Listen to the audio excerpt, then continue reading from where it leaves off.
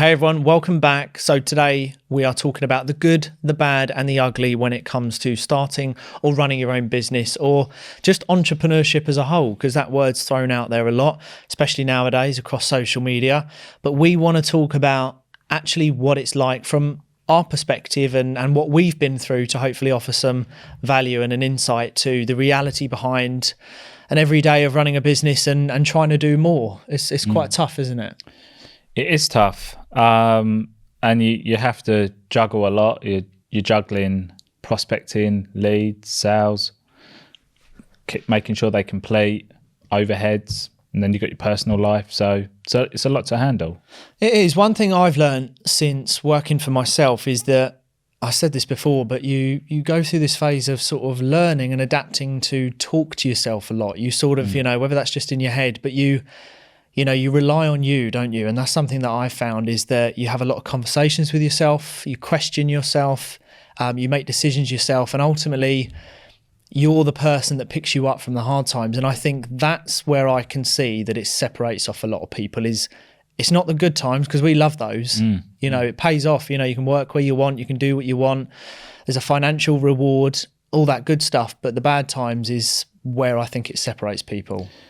Yeah, I think the bad times can make or break you, depending on how you're built as well. And I think just touching on what Tom said earlier about your circle of friends, having your uni friends or your school friends, and then having your business friends. I think having a group of friends that you have that common interest when you are having those bad times, they're definitely there to help pick you up.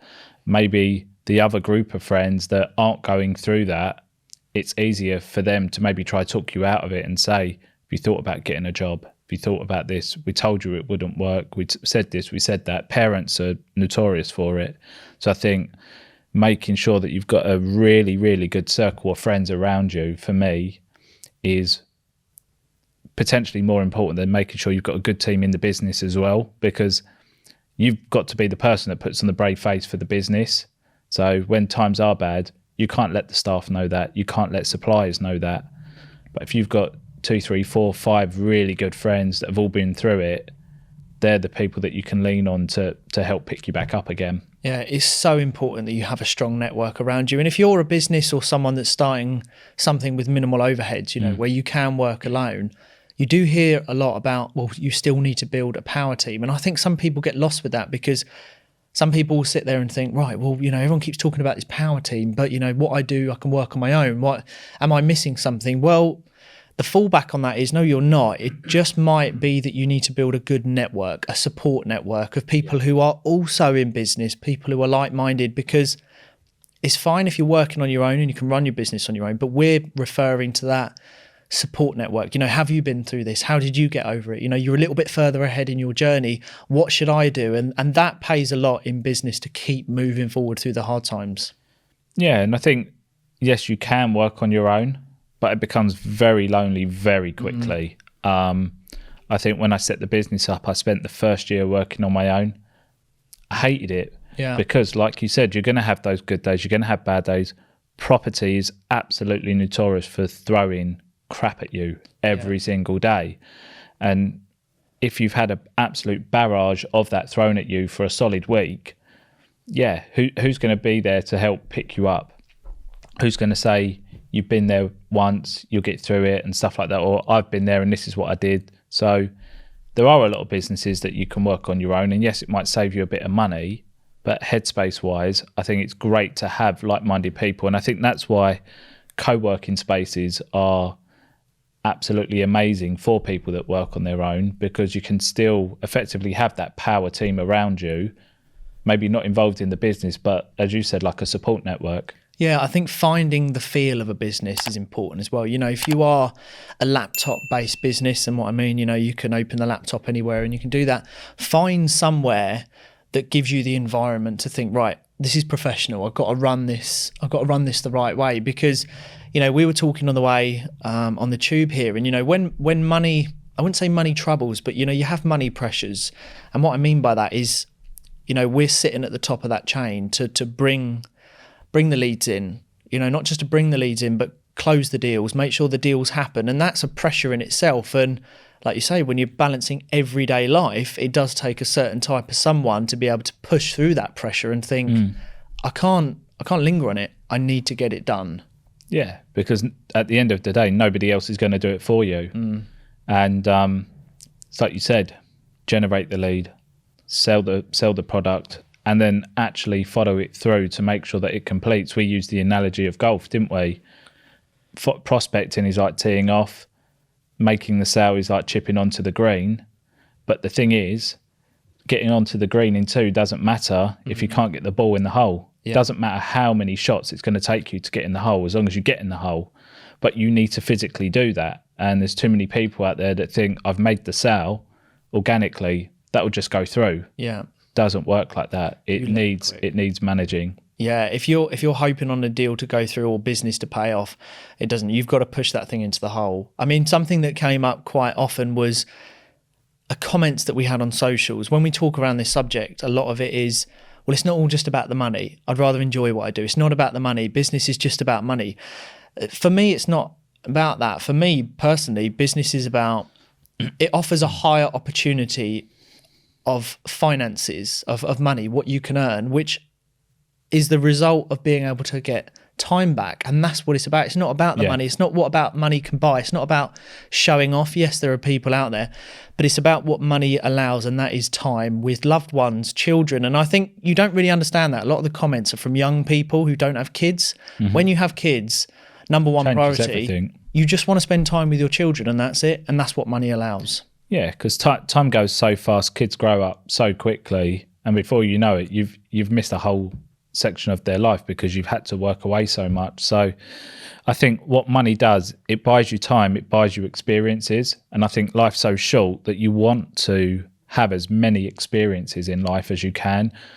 And that's what money allows you to do. Money, it's like when you set a goal, you don't set a goal that you want to earn 20 grand, because at the end of the day, what is that 20 grand for? You need to set the goal and attach it to something tangible as to what you're going to do with that 20 grand. And then that's the focus, because if you focus on the money, it's not exciting enough. It needs to be something that's going to excite you, whether it's that 20 grand holiday to the Maldives in a water villa, or it's that new car, or it's moving house, or buying your first buy-to-let, whatever it is, it needs to be tangible.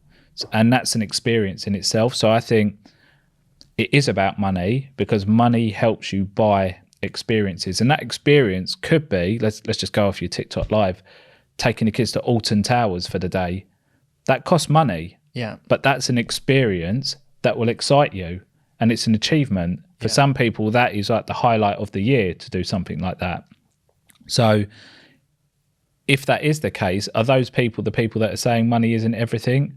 Because I'm sure they would like to offer more of those experiences throughout the year to their family. Yeah. Do you know, when it comes to money buying time, it's the most important thing, time. We don't get time back, and money allows you to have that quality time with people that you want to spend, or do things that you enjoy. Now, off the back of that, if you're employed and you don't run your own business, or you don't have a side hustle that gives you more options, you're very limited on time, because you're exchanging on average 40 to 50 hours going to a different location where you lose that time. And we are in a day and age where you don't have to. That's a conscious decision that someone's making. Whether that makes them happy or not, it's totally different for everyone. But the point of running a business, the good, the bad, the ugly, you take it all on because you have that end goal, which ultimately is to get time back. Well, for us, I know that's for me, and I know you sort of share a lot of that as well. It's to be with loved ones and have a better lifestyle. On top of that as well, it's buying time to do other business related things. It's what you and I do. We have what we call our bread and butter, spend our time making our money, and that allows us to then have the time to go out and create new experiences, such as the podcast, networking events, peak performance. So doesn't only buy you time with your family, it buys you more time for opportunity as well. Yeah. We can't stress it enough. That's the good side. It does come with all these perks, but then, it is tough. Like, we'd be lying if we said running a business and trying to scale it. That's the thing. When you've got passion, and we try to grow, like, let's use peak performance, for example. We've really got big sort of goals for that. And that takes time and effort. And, you know, we did like a 2-hour call yesterday with just brain dumping all of our ideas. And that takes time, that takes effort. And, you know, with business and entrepreneurship, we said this, didn't we? You're not paid on the front end. No. The effort happens Paid at the on front results. end. You are paid on the result and at the back end of it on your performance. And that's how it works. So don't get us wrong when we say that it's not an instant payday day one. If you want that, you stick in the employment route, don't you? You do. And even then, I think it's not going to get you the level of excitement that entrepreneurship would. Because you set small manageable goals in entrepreneurship, and every time you achieve them, you get that happy feeling.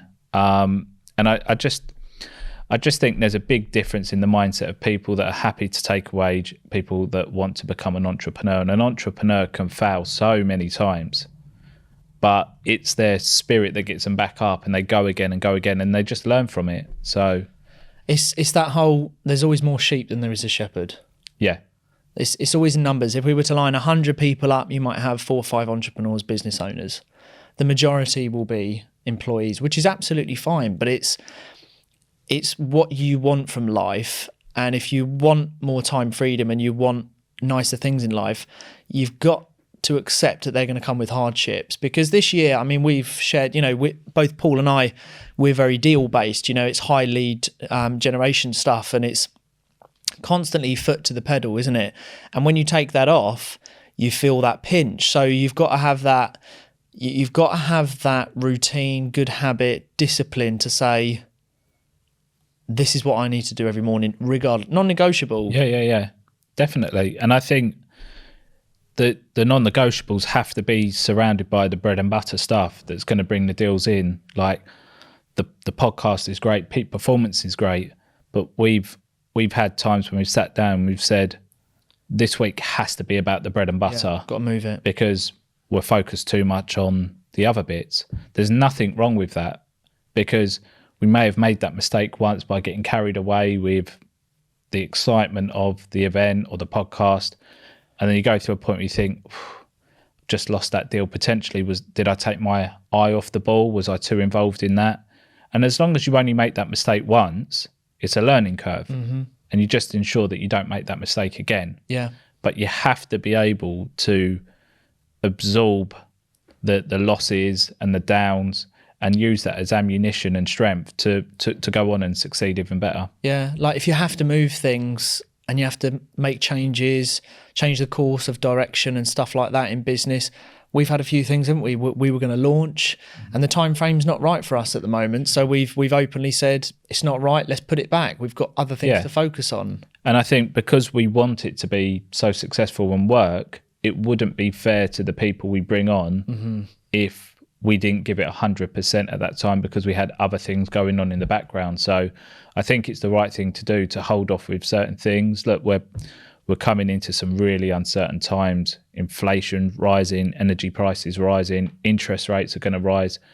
Nobody knows what the next 12 months are going to bring. Yeah. So it is all about just making sure that you do everything to the best of your ability, you protect yourself, and you maximize the opportunities right now that are available, because again, you just do not know what's going to happen over the next 12 months. Yeah. Mitigating all risk. You know, you can only mitigate risk so much. It's just about planning. But, you know, there is a good, there is a bad, there is the ugly side to working and running your own businesses and stuff like that. But at the same time, it's extremely rewarding. So we just wanted to share our 2 cents worth on that, didn't we? And just give a bit of an insight. And always connect with us on Instagram, ask us questions. We're always happy to answer. And until next time, we will see you all very soon.